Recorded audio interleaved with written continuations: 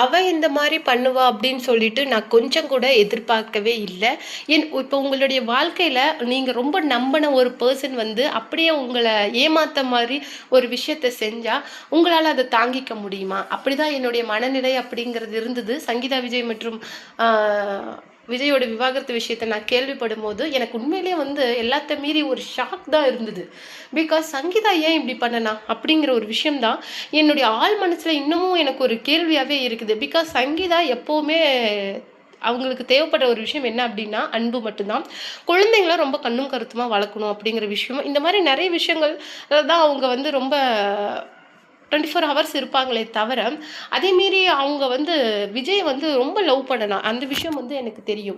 அதுலயும் ஃபர்ஸ்ட்டு வந்து நான் இந்த பொண்ண கல்யாணம் பண்ணிக்கணும்னு ஆசைப்படுறேன் அப்படின்னு சொல்லிட்டு விஜய் வந்து என்கிட்ட அந்த விஷயத்த சொல்லும்போது, நான் சங்கீதா விஜய் கிட்ட நீ பண்ணிக்கோங்கடா பண்ணிக்கோங்க எனக்கு ரொம்ப சந்தோஷம் அப்படிங்கிற மாதிரியும் சொன்னேன். ஆனா, அதுல ஒரு விஷயம் என்ன அப்படின்னு சொல்லிட்டு பார்த்தீங்கன்னா, ஃபர்ஸ்ட்டு சங்கீதாவ பார்க்கும்போது எனக்கு இந்த விஷயம் தோணுச்சு. "நீ என்னுடைய பையன கல்யாணம் பண்ணிக்கிறியா?" அப்படின்னு சொல்லிட்டு கேட்கும்போது, சடனா ரிப்ளை பண்ணல. நான் வந்து என்னுடைய பேரண்ட்ஸ் கேட்காத எந்த முடிவையும் எடுக்க முடியாது அப்படின்னு சொல்லிட்டு சொன்னாங்க. அவங்களுடைய பிராட்டப் எனக்கு அப்போ ரொம்ப பிடிச்சிருந்தது.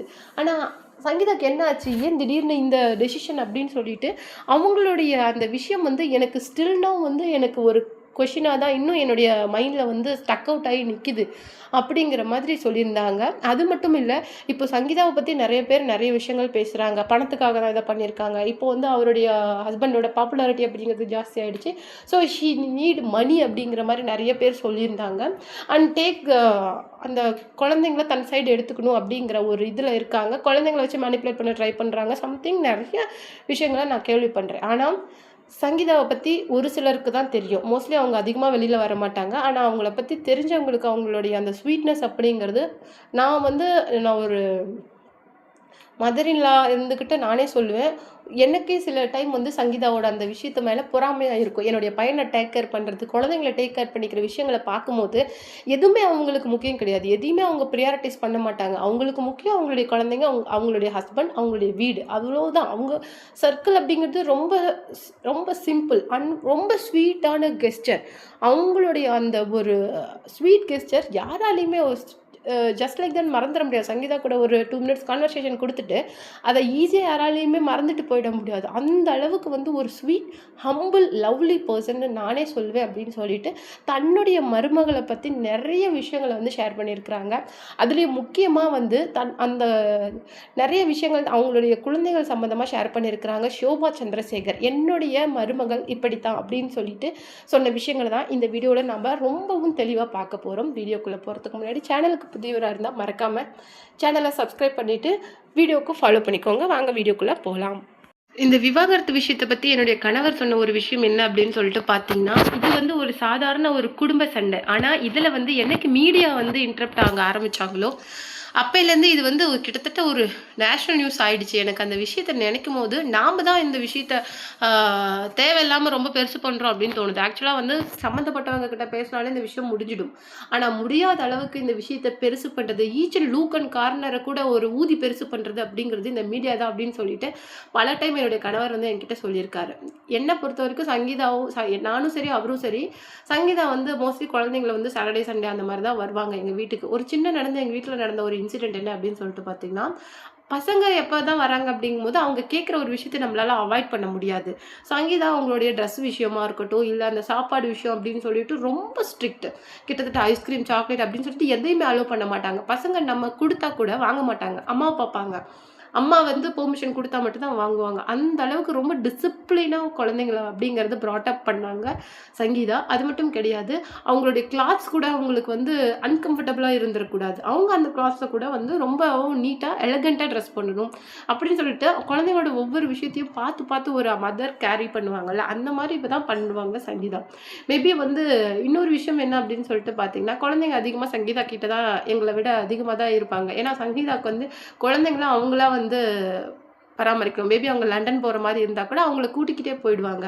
குழந்தைங்கள பொறுத்த வரைக்குமே அவங்களுக்கு வந்து நியூட்ரிஷன் டெஃபிஷியன்சி, அனீமியா அப்படின்னு சொல்லிட்டு எந்த விதமான சின்ன சின்ன ப்ராப்ளம் கூட வந்துறக்கூடாது. அந்த அளவுக்கு வந்து ஈச் அண்ட் எவ்ரிதிங்க வந்து நோட்டீஸ் பண்ணி தான் அவங்களுக்கு குடுப்பாங்க.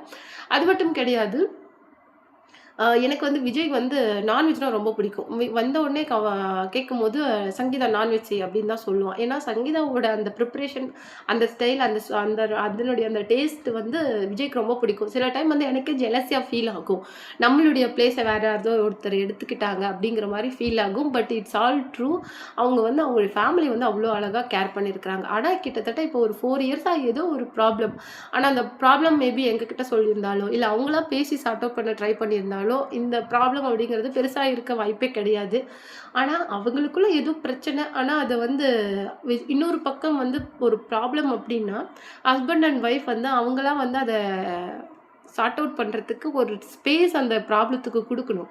இவங்க ஒரு பக்கம் பிஸி, பசங்களோட கெரியர்ல அவங்க ஒரு பக்கம் பிஸி அப்படின்னு சொல்லிட்டு 2 பேருமே பிஸியா இருக்கிறதுனால, அவங்களுடைய ஒர்க் தான் அவங்களுக்கு அது பெருசா போச்சே தவிர, இந்த ப்ராப்ளம சார்ட் அவுட் பண்ணணும் அப்படின்னு சொல்லிட்டு அவங்க ட்ரை பண்ணல. ஈவன் அது ஒரு சின்ன ஒரு ட்ரை கூட குடுக்கல.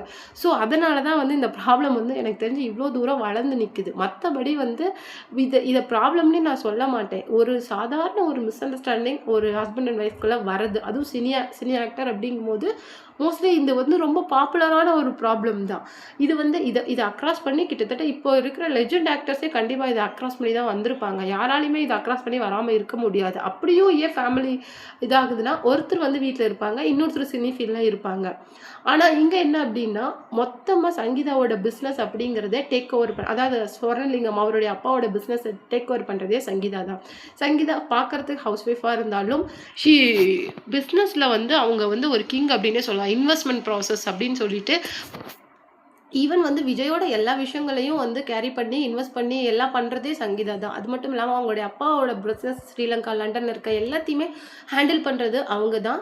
அது மட்டும் இல்லாம குழந்தைங்களோட கெரியரையும் பார்த்துக்கிட்டு இருக்கிறாங்க. ஸோ இது வந்து ரொம்ப ஈஸி. இந்த மாரி ஒரு ப்ராப்ளம் வருது அப்படிங்கிறது ஈஸி. பட் இத அவங்க சார்ட் அவுட் பண்ண தவறுனதுனால தான், இப்ப இன்னைக்கு வந்து இந்த மாரி ஒரு நிலைமையில நிக்கிறாங்க. இது வந்து எங்களுக்கு வந்து ரொம்பவும் கஷ்டமா இருந்தது. ஆனா, இப்போ ரீசென்ட்டா நடந்த ஒரு விஷயம் என்ன அப்படின்னு சொல்லிட்டு பார்த்தீங்கன்னா, நான் பெர்சனலா சங்கீதா கிட்ட பேசினது என்னன்னா, இது வந்து இத பத்தி சொன்னேன். இதனால வந்துட்டு அஃபெக்ட் ஆக போறது, இதனோட இம்பாக்ட் எங்க போய் விழும் அப்படின்னு சொல்லிட்டு பார்த்தீங்கன்னா, குழந்தைங்க மேல தான்.